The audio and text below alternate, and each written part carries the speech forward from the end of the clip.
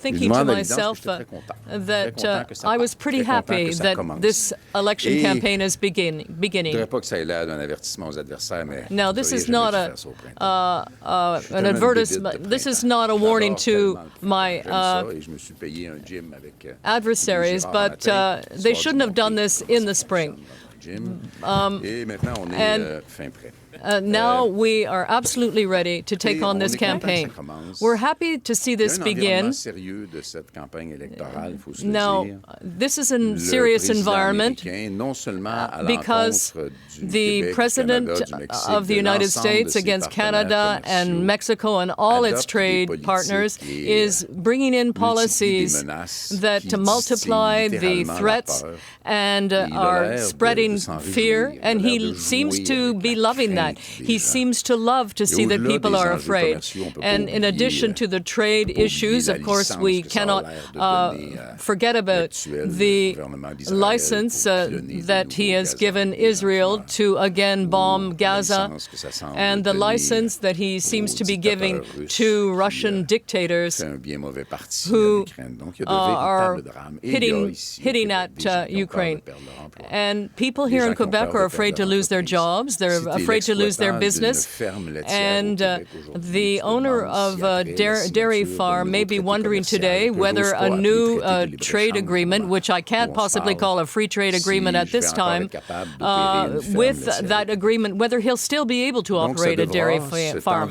So in this environment full of trade threats, obviously that will be at the center of this campaign. And the issue is about who? What are we going to talk about?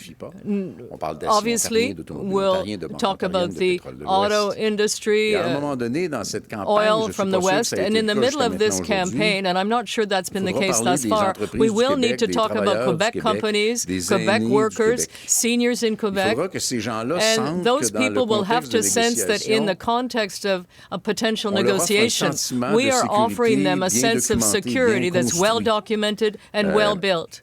Now, in that context, I feel like disposing of that issue, the issue of Canadian sovereignty. You know, the freedom and the economy of Canada are very precious to all Canadians, just as the freedom and the economy of Quebec are very precious to Quebecers.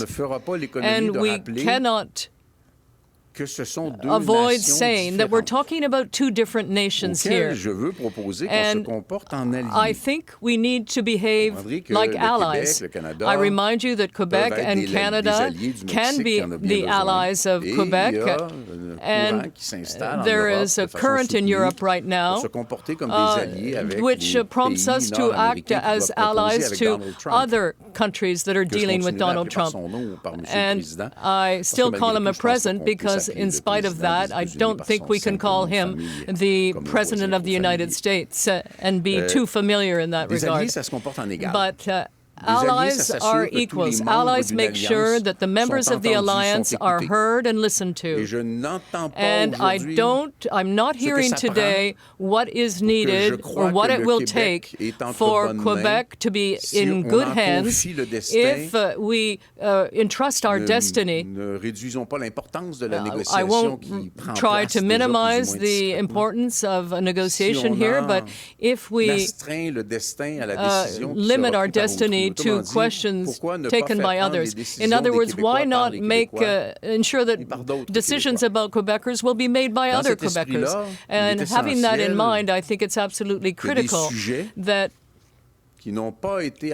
subjects that have not been addressed thus far, mentioned here and there. Oh, no, don't worry about that kind of thing. But I want to remind people of the importance for the prosperity and the jobs in Quebec, the importance of lumber, the importance of supply management. How can we not focus on the importance of arts and culture in Quebec? They define who we are, and they have incredible economic weight, including all the other sectors. Aluminum, of course.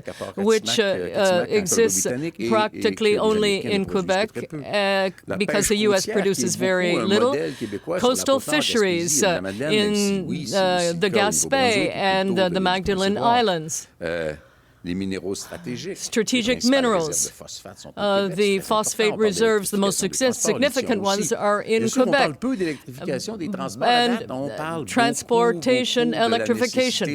We're not talking about that. We're talking about bringing Western oil across the country, thinking that will be good for Quebec, but there's been no demonstration of that thus far. And I don't think Quebec should get involved in that very costly project. I think people will have to admit that it will be very costless in terms of the environment. Clean energy, the alternative to the pipeline they want to put across Quebec, the aerospace industry, which is emblematic in Quebec because it is very fully integrated in supply chain, as much as the auto industry. You can talk about the other one when you talk about the first one. And I think it's important to remember that. And I want to remember that we want to take a positive attitude and a cooperative attitude. And I do hope that Quebecers will appreciate this, perhaps because in this third election for the Bloc, people can be more serene knowing what we've done thus far. And people speaking for the Bloc are well known and of good character, but I want to say that I don't think that fear will work with Quebecers this time. Quebecers are in a situation where fear doesn't scare them anymore. Quebecers and Quebec will be moving ahead by remaining a nation built on the French language, on its specific values, and its model of welcoming immigrants to Quebec. And now we're seeing the spectrum of the Century Initiative come forward, and that's no reason to be happy. And I think the same has to do with the fact that Quebec is very different, and we need to be able to express ourselves and be prosperous and be partners on the condition that we are able to express our own voice to Canada and Mexico, and if there's a new agreement such as the one we have with Europe. So we are very enthusiastic in seeing finally the beginning of this election campaign, which is fortunately happening in spring, and I would like us to be together in saying at the end of the campaign and throughout the campaign that in spite of all that and for all that, I am choosing Quebec. Thank you. Nous allons maintenant passer à la période des questions. Une question principale, une question de suivi. Simplement vous nommer de même que le nom de votre média. Bonjour, M. Blanchet, Michel Sabat, La Presse canadienne. La Presse canadienne. Avez-vous, comme votre candidat Denis Trudel, like your candidate Denis Trudel, more afraid of the Liberals than Mr. Trump? Well, we're not an authoritarian party. There's a wide diversity of opinions in our party.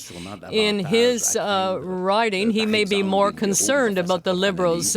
He'll do his own analysis, and there are other writings where they'll be more afraid of Conservatives. I mean, we're not afraid because we're going to be gobbled up by everyone. Everyone's making their own calculations, and I think each person has her own opinion or his own opinion. And at the end of this exercise, generally, we come out stronger and smarter. But do you sense that the Liberals are taking votes away from you? Why not launch your campaign in the national capital of Quebec? Well, I'm not launching my campaign. I'm responding to the launch of the campaign, which is starting tomorrow in Quebec City. I knew you would like that. Having said that, The Liberals cannot take votes from the Bloc because blocs belong to no one. Votes belong to the voters when they put an X on their paper, and as long as the X is not on the paper, there is no vote. So we will bring in votes because people will hear from us, they will see us, and we hope to inspire their confidence as we do in every campaign, and we'll see at the end who has power or the balance of power. Radio-Canada, you're saying that Quebecers will not cede to the argument, the fear argument. Are you accusing Mr. Carney of engaging in a campaign of fear? No, I'm speaking in general, but I can go back to that point as well. Generally, what we've seen on the U.S. is mainly intimidation and the stupidity of the 51st state and so forth. And at the beginning, and Mr. Trudeau said this, what was the term he said? He said the U.S. wanted to absorb Canada. And I found that to be ridiculous, but we sensed there was a desire to use people's insecurity to say, okay, come and support our hero. You don't know who he is, but it's going to be fine. So we're not as much in that dynamic now. You know, Quebec has seen people use fear before. And so, no, I'm not worried about that argument. And generally, we bring forward reason in the space of, in the presence of fear. Now, you're talking about the ballot box issue, about who will stand up against Trump, but then you're talking about who will protect the Quebec economy. Don't you think it will be tough to make that argument compared to Mr. Carney saying he will cut taxes? Isn't that more of a sub-question? You're pretty limited in a way. Well, there are a couple of things I want to say about that. If there was a sub-ballot box question, it would be as though you're saying, well, that's already been decided. In other words, is it Poilievre or is it Carney? It's as though you're asking me to say whether I prefer to exist between the other two. No, we're not basing our campaign on who's the nicest or the best or the smartest or who goes to Mass. That's not what a campaign is about. A campaign is about ideas. Everyone has their own personal freedom and their own personal preferences. The campaign must be based on concrete issues. When people say, okay, well, don't worry about don't worry about supply management. Now, Mr. Carney is taking pieces of slogans as well. But what we need are concrete measures.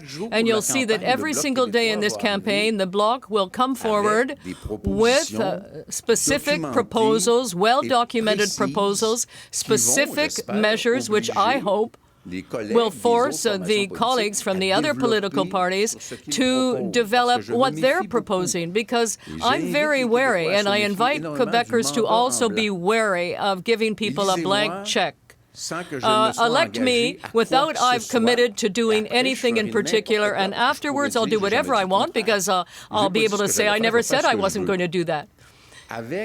And with two adversaries, Mr. Poilievre, we don't know what his real platform is, even though we've seen him skating on the same ice for some time. But Mr. Carney, really, we don't know anything about him. We know very little about him to say, it's okay, people said you were good, so we're going to fight for you. Now, of course, Quebecers have the right to do that, but my job and the job of everyone here and others who are not here today is really to force Mr. Carney and Mr. Poilievre to reveal a platform on which people can make choices. I remember my first years in politics in '87 with the return of Jacques Parizeau, who wasn't trying to get a free mandate without saying what he was going to do. He talked about a political program and he introduced it and enforced it. And that brought us to power in Quebec. and brought us very, very close to independence. Hello, Mr. Blanchet, Le Devoir. How are you? Yes, I'm very, very well, thank you. I have a question about a threat that you identified in your comments earlier, the tariffs from the U.S. In such a context, don't you think that voters will be more inclined to vote for a national party to stand up to Trump and his threats than for a party like the Bloc Québécois? Well, we are what more national party is there than the Bloc? Well, you're not present across the country. Yes, that's true, because the Quebec nation is not present across the country. But the Bloc Québécois is the most national party that exists in Canada. But once again, I mean, that's not even original. If what is being proposed is good for Quebec, we will cooperate, and we may even cooperate to the point where they can't do anything without us. Because it is possible. There are people who are smarter than me who are saying that we may end up in a minority parliament and who think that we might hold the balance of power, not 25, but 40 of us. So if Quebecers give themselves that opportunity, and the certainty that Quebec's economic interests, which are very different from those of the rest of Canada, just as its culture is, Quebecers will say, well, we have nothing to lose to have our own voice that will ensure that our interests are protected.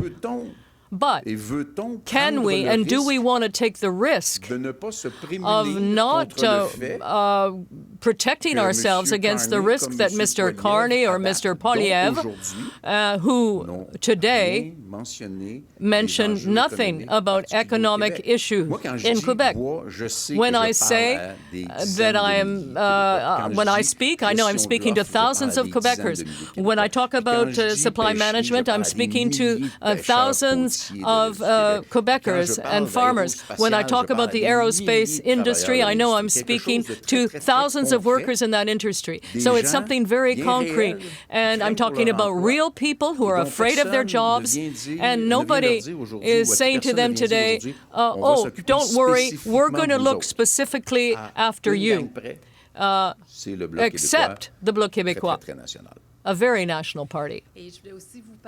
I also want to talk about sovereignty. I heard the word pronounced only once, but it was in relation to Canada. Yes, but I used the word independence as well, just once. And so I'm wondering, are you going to be talking about Quebec sovereignty during your campaign?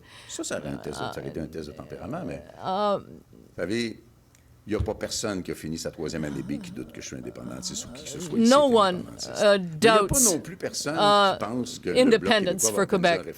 But if you think that the Bloc Québécois is going to organize a referendum on that, well, the fact is that as people who support independence, we have a chance to ensure that the economic system is something that works for us, because Donald Trump has shown the people that he promised a whole bunch of stuff, that he's going to do certain things, because he doesn't want to lose control. Now, we want to ensure that those midterm elections are behind us, and that activists in the Bloc can help the Parti Québécois to elect sovereigntists. And once there are sovereigntists in Quebec, I imagine that Paul will be establishing his strategy, and we will support it. So the people who are in the best position to set the table, I mean, they may be saying, we want Quebecers to lose their jobs, so they'll be angry in order to vote for sovereignty. I've never thought that that was the case. I think people have to have confidence in themselves. They have to be confident in terms of the idea of sovereignty, because they have behaved responsibly. And when the big question comes up, they'll be saying, we're going to trust those people. So our job is to ensure that there is that confidence and that trust inspired.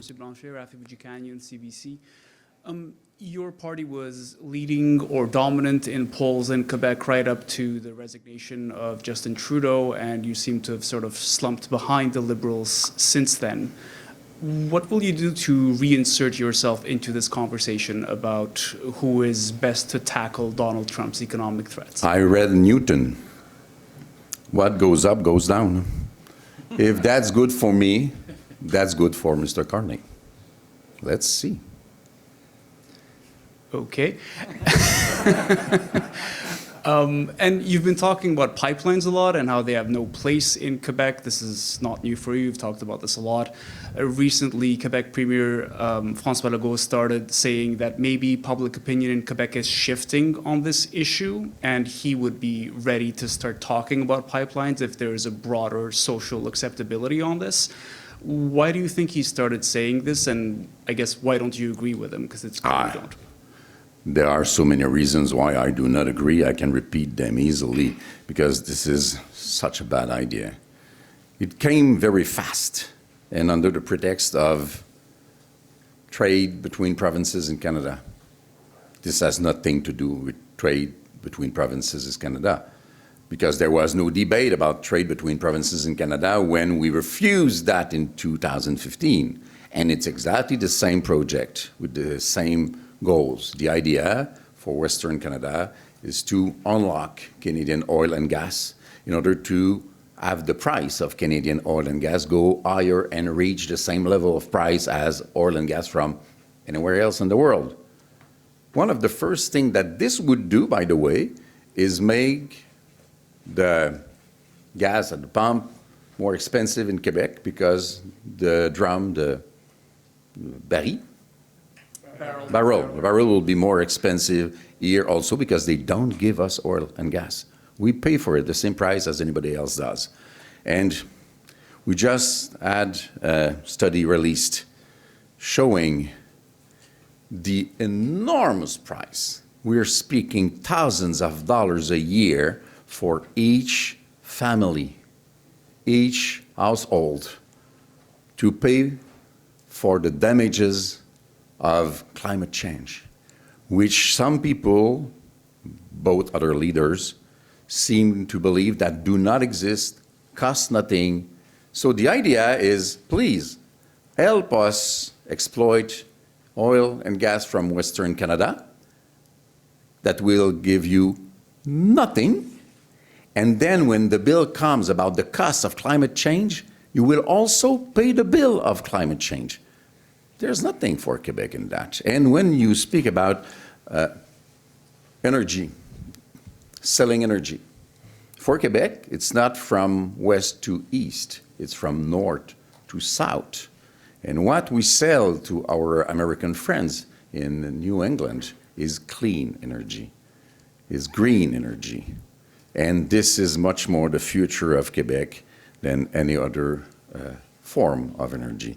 In 2023, about $30 billion were generously given to the oil and gas industry, which does not need it. 7 of those billions of dollars came from the pockets of families in Quebec. And this money was not spent in our economy, in clean energy, in agriculture or aluminum or lumberwood or innovation, research, high technology. Why would we spend that much money for Western Canada in order to pay twice for the same thing, if not 3 times?